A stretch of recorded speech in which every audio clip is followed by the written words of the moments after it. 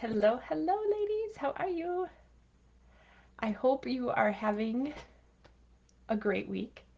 Um, my my week has been okay. How about that? um, I would switch it, but you probably won't be able to see. But we in Minnesota here got, like where I live, we got about 5, maybe 6 inches of snow yesterday.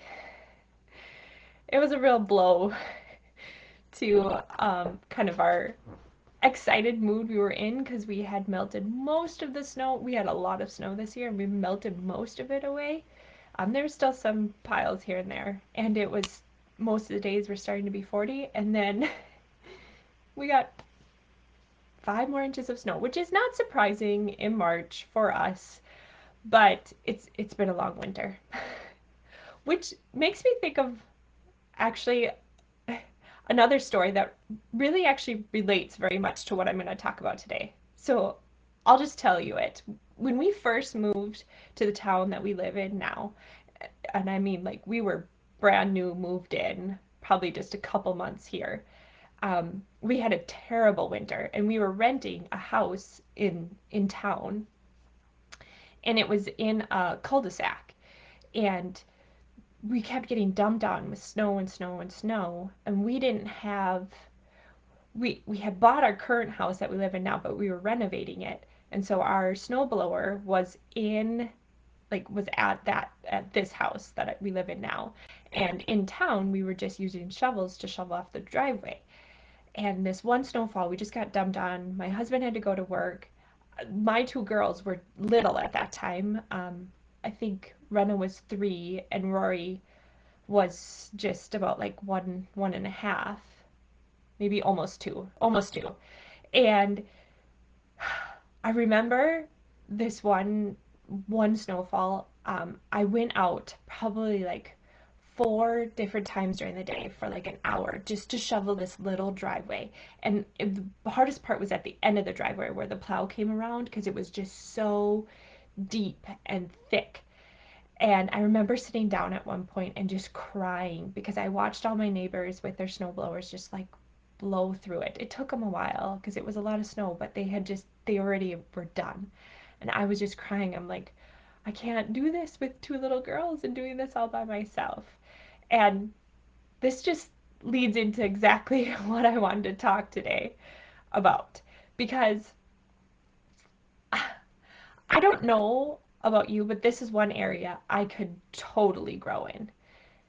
And it's asking for help. And this is ironic because I help women for a living.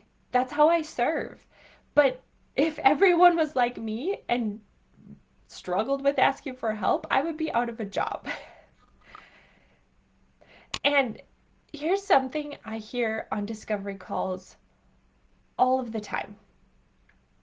I should be able to do this on my own. And I so relate to this because I'm right there with you. I'm very independent, I'm introverted. And what they mean when they say this, I know what they're getting at. They mean they should be able to lose the weight on their own because they know how to. They should be able to do it.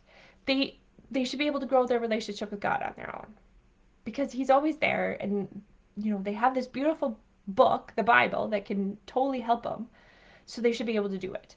They should be able to fix how they see their bodies because intellectually they know that it is a temple. They should be able to change their views about food and see it only as food. They they should learn how to process emotions, not eat through them. They should be able to do that on their own and mend all the relationships that they're struggling with and figure out all the lessons from the obstacles they're going through. All the things. They should be able to do it on their own. And me on the other side of it, even though I know I've been in their shoes, I'm going, yeah, we should be able to do it on our own. But you know what? Jesus didn't do his ministry all by himself, even though he could have, because he was God, he didn't. And I know the apostles didn't just go out and spread the good news on their own.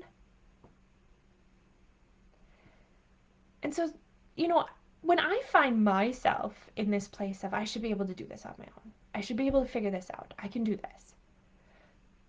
You know, I have to kind of question myself sometimes and be like, well, why should I? Am, am I so special that I think that I don't need anybody's help? Then why did God put all these other beautiful people around me? Am I superhuman to figure this all out on my own? Because I know I've believed that lie many times. And what it usually comes down to for me, and let me know if this relates to you, you can type it in the comments, is that I'm like, well, it's just going to cost too much. It'll take too much time. I'm not sure what will happen if I ask for this help. And you want to know what those thoughts have done, like the results they've created in my life? They've kept me stuck. They kept me in hiding, literally. Like, hiding is something I've found to be just a disease in my life previously. I like to think I've really transformed just a ton in the last 5 years. But prior to that, I didn't want anybody to see me. And I told myself it was okay. You're an introvert. It's okay you don't ask for help. It's okay that you're not vulnerable. That's just the way God made you. But the honest truth is, I felt miserable when I was hiding. Because I was struggling with all these things that I knew the right answer to, I just didn't know how to put into practice. And it fed this nagging thought, this nagging feeling that you're just not good enough, Amanda.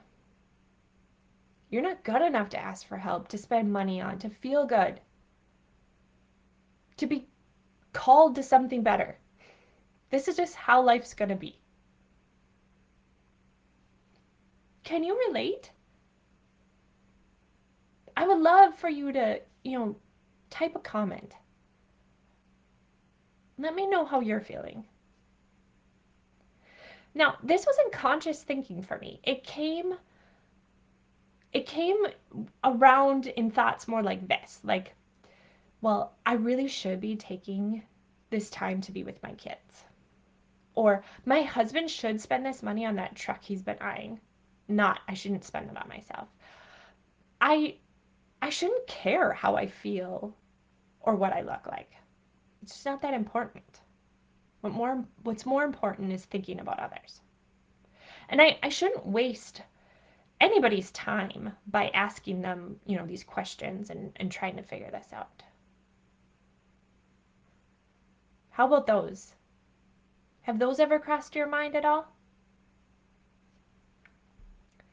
If so, type in the comments which is one that you hear yourself saying more often than others.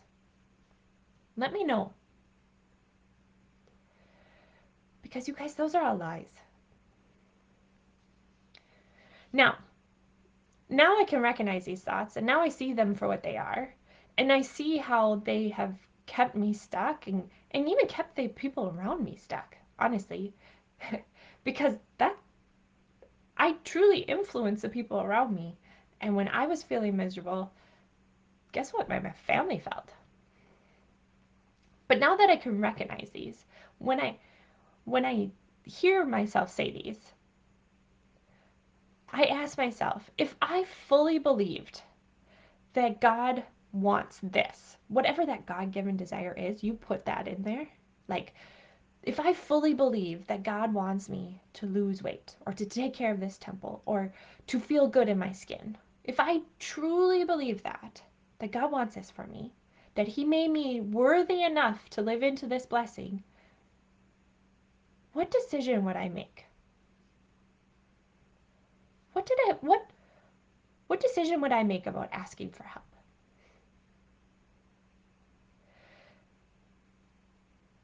because I should be able to do this on my own is really from fear that I'm scared that someone might fully see me fail again, see me that, see the fact that I'm not good enough.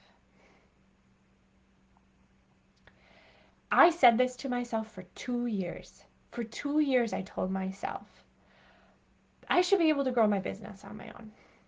You know, I really talk about God's truth, and I know how to do this. I've done this for, like, I know how to transform someone's mind because I did it for myself. So, since I know all of that, and if God really wanted this for me, he'll drop it in my lap. I don't need other people's help. I'll figure this out. But really, I couldn't see what I couldn't see.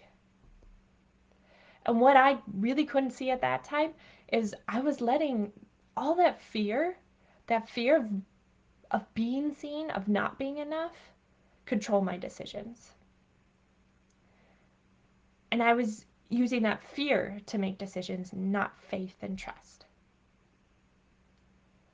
And since I wasn't walking in faith, I wasn't walking through the doors of opportunity that God was providing me. Because here's the truth, God is always providing. And if he gives you a desire, he's giving you a way to get to that desire right now. Usually it's just not that that blessing, that desire just doesn't land in your lap. What happens is God opens doors. It says you walk through them. You take that step of faith. Trust in me that I'm going to get you there. So my question to you, are you making decisions from faith? Or are you in fear, trying to push through, maybe the weight loss, or push through trying to figure out how to change your mind about food? Are you trying to push through being self-controlled all on your own? If so, I get you. I get you. I'm right there with you. A lot of times I want to figure this out on my own until it becomes so frustrating that I self-sabotage. And I've coached a lot of women. I know how to help them take control over what they do have control over. And one of them is what they eat. And to do it with love and peace. So they make healthy, life positive choices. And all of that becomes second nature. I I show them a simple, effective way to eat so they're not thinking about food all the time. I help them learn how to follow through on the things they say they'll do for themselves. I help show them what's stopping them from doing that. And so then they quit shitting on themselves and they finally let someone guide them through all that failure. They let themselves be seen and they start embracing that, hey, you know what? Jesus died on a cross for me. God sent his son to die on a cross for me. That means I'm enough. I'm enough to step into a whole different future. Now, if you want help, if you are tired of struggling on your own, if you find yourself in this constant spin of self-sabotage, well, what? Sign up for the Empowered Challenge. I'll put the link below. That's the free challenge, 7 days, where we're going to dive into all of this. From the Empowered Challenge, I open up my group coaching program. And that group is amazing. I'm going to share one win. This is just one. It's a short one. It's on the top of my head. From our current group member. She said, I'm wearing a pair of jeans today that I haven't worn in 3 years.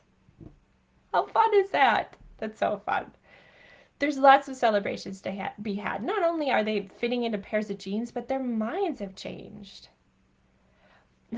one of my clients sent me an email that I just read today that literally I was crying reading. And since I didn't ask her permission if I could share, I'm not going to, but she has me all fired up because these women are recognizing like God working. They're reclaiming that self-control around food. They're living in this freedom. They're not hiding anymore. And they're truly stepping into who God created them to be. All because they finally asked for some help. So don't be afraid to ask for help. I'm here, not only on discovery calls, but also giving you that empowered challenge to help you get to that God-given desire to fully take care of that temple. And not because you need to do it, but just because you want to. Like, no, you don't need the help. You can do it on your own, but do you want to do it on your own anymore?